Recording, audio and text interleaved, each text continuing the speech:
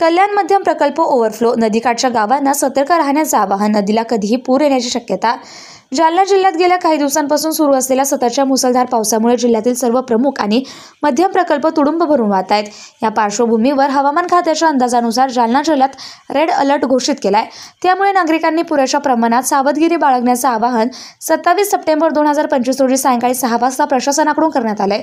शिवाय जिल्हाधिकारी आशिमा मित्तल यांनी देखील रेड अलर्ट बाबत माहिती दिली असून सतर्क राहण्याचं आवाहन केलंय। जालना तालुक्यातील कल्याण मध्यम प्रकल्प बऱ्याच वर्षानंतर यंदा पूर्ण क्षमतेने भरून ओव्हरफ्लो होतोय। या प्रकल्पाच्या खालच्या भागात नदी किनारी असलेली गावे पुराच्या धोक्याच्या झोनमध्ये आल्याने या गावांनी तातडीने सतर्क राहण्याची वेळ आली आहे।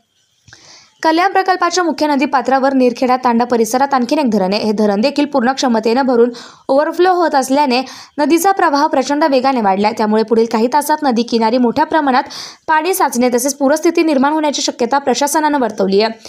त्यामुळे नदी काठावर राहणाऱ्या कुटुंबांनी त्वरित उंच आणि सुरक्षित ठिकाणी स्थलांतरित करावे।